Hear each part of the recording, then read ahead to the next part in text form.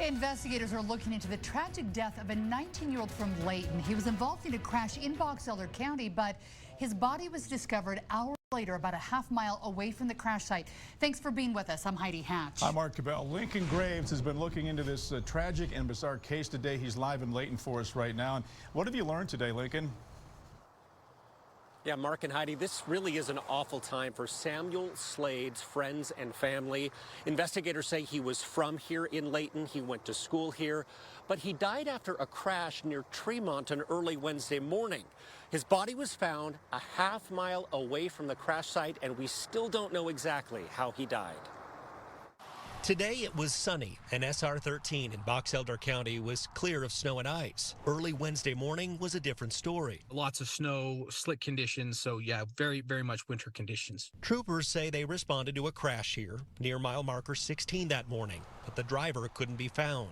The car's owner said 19-year-old Samuel Slade should have been driving. Samuel's family members then tracked his cell phone's location. They told the trooper that it was looking like he was up somewhere in the Tremont area. Meaning he may have gotten a ride after the crash, but troopers couldn't find him there either. They say family members guessed he was probably at a friend's house. But later that day, when Samuel couldn't be found, they called troopers again. They returned to the crash scene, starting to just look around and do more of a search. Troopers were there assisting them.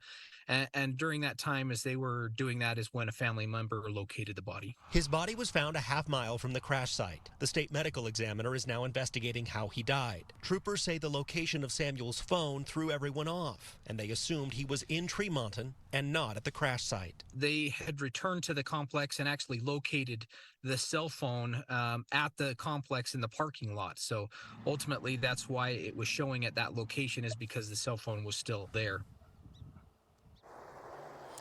Now, a trooper did see some faint tracks leading away from the car that night, but this was a blizzard at that time, and that blowing snow really covered them quickly, so they couldn't be followed very far.